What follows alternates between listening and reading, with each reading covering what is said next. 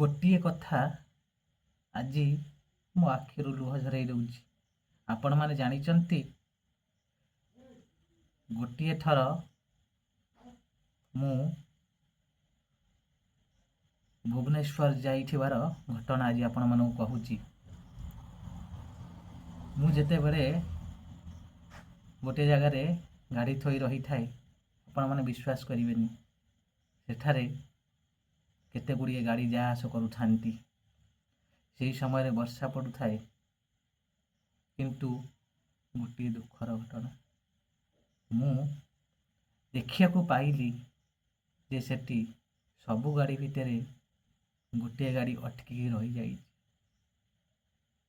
ସେହି ଗାଡ଼ିକୁ ଯେତେବେଳେ ମୁଁ ଦେଖେ, ସେହି ଗାଡ଼ିଟି ନା ଯାଇପାରୁଛି ଆଗକୁ, ନା ଯାଇପାରୁଛି ପଛକୁ। ମଝିରେ ରହିଯାଇଛି ସେ ଥିଲା ଗୋଟିଏ ଅଟୋ, ଯାହା ଭିତରେ ରହିଥିଲେ ଜଣେ ଅଦ୍ଭୁତ ପ୍ରକାରର ଲୋକ। ତାଙ୍କ ବିଷୟରେ ସୂଚନା ଦେବା ପୂର୍ବରୁ ମୁଁ କହିବାକୁ ଚାହୁଁଛି ଯେ ତାଙ୍କ ଗାଡ଼ିଟି ସେ ଆଗକୁ ନେବାର ଅକ୍ଷମ ଥିଲେ, ପଛକୁ ନେବାର ମଧ୍ୟ ଅକ୍ଷମ ଥିଲେ। ଯେତେବେଳେ ସିଏ ଗାଡ଼ିଟିକୁ ଆଗକୁ ନେଉଥାନ୍ତି, ପଛରୁ କେହି ଜଣେ ଆସି ତାଙ୍କୁ ଗାଳିଗୁଲଜ କରିବାରେ ଲାଗିଥାଏ। ଆଗରେ ଗାଡ଼ିକୁ, ପଛରେ ଗାଡ଼ି, ଚତୁଃପାର୍ଶ୍ୱ ଗାଡ଼ି ରହିଥିଲେ ମଧ୍ୟ ସେ କୁଆଡ଼େ ଯାଇପାରିନଥାନ୍ତି।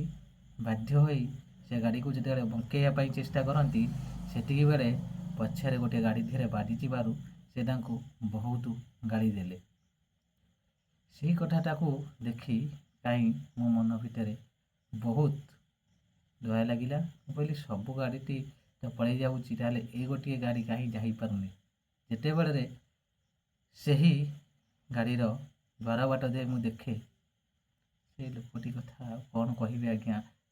ସେ ସମ୍ପୂର୍ଣ୍ଣ ଭାବରେ ଶାରୀରିକ ବିକଳାଙ୍ଗ। ସେ ପୋଲିଓ ରୋଗରେ ପ୍ରପୀଡ଼ିତ ଜଣେ ବ୍ୟକ୍ତି। ତେଣୁ ଏହିଭଳି କଥାକୁ କେମିତି ମୁଁ ସହିପାରିଥାନ୍ତି ଚିନ୍ତା କଲେ।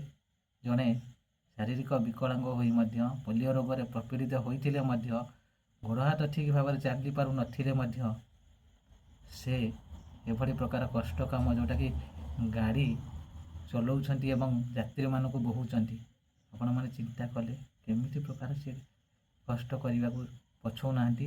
ନିଜକୁ ନିଜେ ଉଠାଇବା ପାଇଁ ସକ୍ଷମତା ନାହିଁ, ଆଶା ବାଡ଼ିଟିଏ ଧରିଛନ୍ତି, କିନ୍ତୁ ଅନ୍ୟମାନଙ୍କୁ ସେ ସାହାଯ୍ୟ କରିବାର ଆଦର୍ଶ ଦେଖାଉଛନ୍ତି ଲୋକମାନଙ୍କୁ।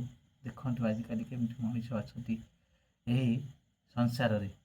ଯଦି ଏଭଳି ଜଣେ ଶାରୀରିକ ବିକଳାଙ୍ଗ ଲୋକ ହୋଇ ମଧ୍ୟ ଅନ୍ୟମାନଙ୍କୁ ଗାଡ଼ିରେ ବହି ନିଜର କର୍ତ୍ତବ୍ୟ କରିବା ପାଇଁ ଚାହୁଁଛନ୍ତି, ତାହେଲେ ଆମେମାନେ, ଅନ୍ୟମାନେ ଯିଏକି ସେଇମାନଙ୍କ ଭଳି ଲୋକ, ତାହେଲେ କାହିଁକି ପଛ ଘୁଞ୍ଚା ଦେଉଛ?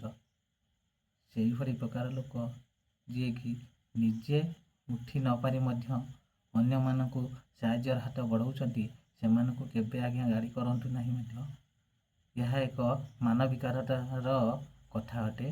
ଆଜି ଯଦି ବି ମୁଁ ଆପଣମାନଙ୍କୁ କହୁଛି, ମୋର ରିକ୍ୱେଷ୍ଟ, ଏଭଳି ପ୍ରକାର କଷ୍ଟରେ ଯାତ୍ରୀମାନଙ୍କୁ ଯିଏ ବୋହୁଛନ୍ତି, ସିଏ ଅନ୍ଧ ହୁଅନ୍ତୁ କି ଛୋଟା ହୁଅନ୍ତୁ କି ଯିଏ ବି ହୁଅନ୍ତୁ, ଆପଣମାନେ କେବେ ହେଲେ ତାଙ୍କ ଦୋଷ ତ୍ରୁଟି ଧରନ୍ତୁନି ଆଜ୍ଞା। ସର୍ବପ୍ରଥମେ ଦେଖନ୍ତୁ ଯିଏ ଡ୍ରାଇଭର, ସିଏ କେଉଁ ଭଳି ଅବସ୍ଥାରେ ଅଛି।